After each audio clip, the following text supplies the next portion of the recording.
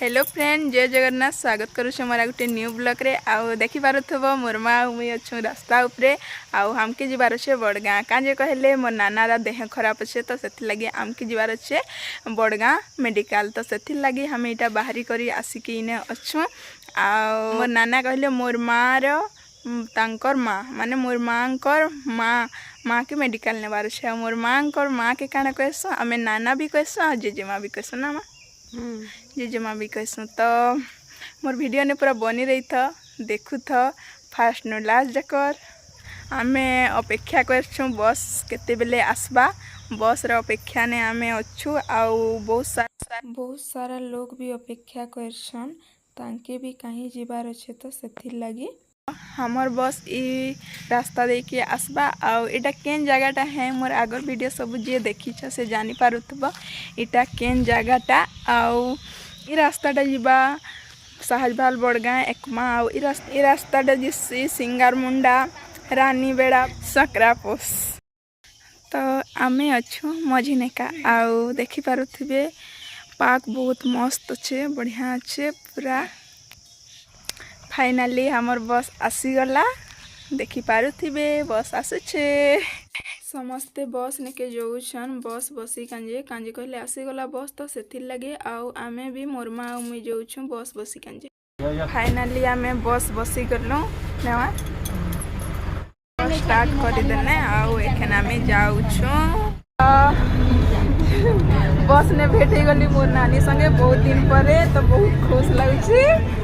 हाय ठीक कर दो। हाय। सो फ्रेंड्स, हमें पहुंची गलो बड़गाँ बस स्टैंड। आउ आमके जिबार अच्छे एखन रोड पार है कि आमके जिबार अच्छे एखन मेडिकल। आउ एटा 9 बजे, तो सेथि लगे बेसी भीड़ नी न। सियाट हॉस्पिटल एखन हमें जाऊछु। हॉस्पिटल इटा हॉस्पिटल रो बाहर साइड रो व्यू। आउ हॉस्पिटल पाखे अच्छे इटा ITI कॉलेज। पूरा एंट्री गेट मस्त पूरा फुल लगी छे। आमे पहुंची गलो बड़गाँ हॉस्पिटल। आउ इटा हॉस्पिटल रखनी भीतर साइडटा देखि दमा टिके चारियाडर व्यू। आउ इटा मोर माँ धाड़ी लगी छे रिसीव काटी कांजे। आउ देखुन केते सारा भीड़ आमर बड़गाँ हॉस्पिटल रे। मोर नाना आउ माँ मेडिकल भितरे ढुकी छन, चेक करूछन। आउ मोर तो सेने किछि काम नहीं न, तो सेति लगी मुई बाहरे अच्छे, खाली मुई आसी छे। तो एखन मुई मेडिकल रो बाहर रो व्यू देखौ छे काना काना अच्छे। आउ इटा होछे मेडिसिन दुकान, जेंडा कि मेडिकल भितरे अच्छे। आउ सबू टाइम रे खुला थिसी, दिन राति सबू बेले खुला थिसी। आउ याडे देखुन ई जगहटा केते मस्त दिसुछे, पूरा सीनरी लेके बहुत सुंदर दिसुछे। आउ इने अच्छे नलका गुटे भी देखुन। आउ ई फूल सबू फुटी की तो बहुत सुंदर दिसुछे।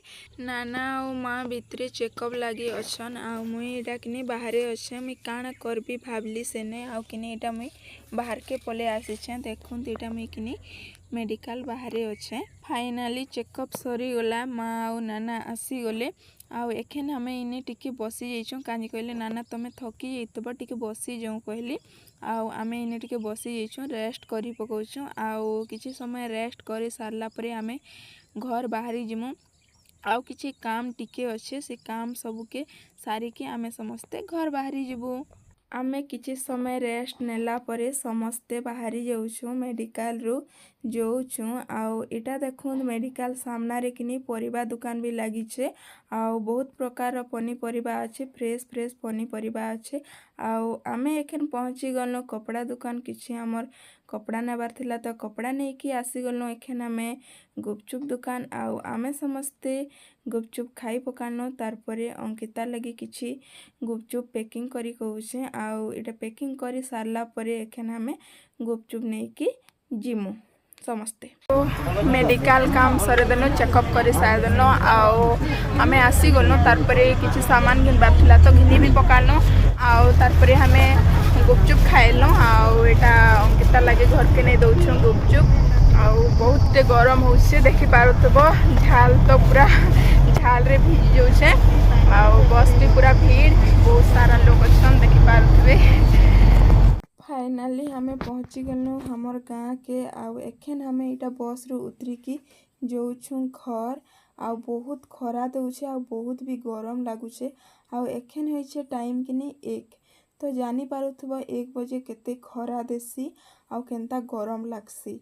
तो सखाले किनी बादलिया करथाय मस्त बाकी एखन तो बहुत टे पूरा खरा दउछे आ किनी बहुत गरम लागुछे। मोर मां तो खरा दउछे कहि के देख एटा पूरा उन्ही दे देइछे आ केते बेले घर के पहुंचमा कहि करे से कहूछे कानी कहले बहुत टे खरा भी दउछे।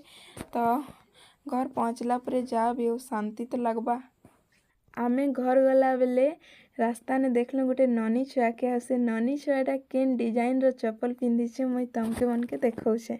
ई ननी छुआर बुद्धि केते देख जेनटा कि आमे पानी पी करी फेंकी देइथिसु बोतल के देख से केते मस्त चप्पल बने की पिंधिछे आ केते सुंदर दिसुछे।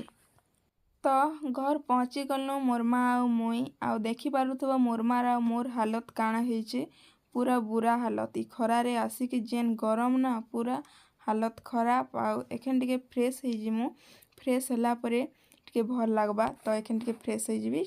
हमें आइन देथिनो गुपचुप सबू के अंकिता एखन एटा देखो प्लास्टिक रो बाहर करला आ किने एटा गुपचुप सबू ने आलू दउछे आलू अलगा गुपचुप अलगा थिला तो सेथिर लागी आ एटा देखो बापा लागी किने नेई दउछे अंकिता गुपचुप कानी कहले बापा आरो रूम रे अछन तो सेथिर लागी आ देई की आसी गला बापा के गुपचुप आ एटा आसी के अंकिता एखन खाउछे गुपचुप। आ वीडियो भल लागला लाइक शेयर कर देबे आ मोर ई वीडियो रे जदि नुआ चैनल रे सब्सक्राइब कर देबे। वीडियो के मैं एतकिन रखुछे देखा हम गुटे नुआ वीडियो रे बाय बाय।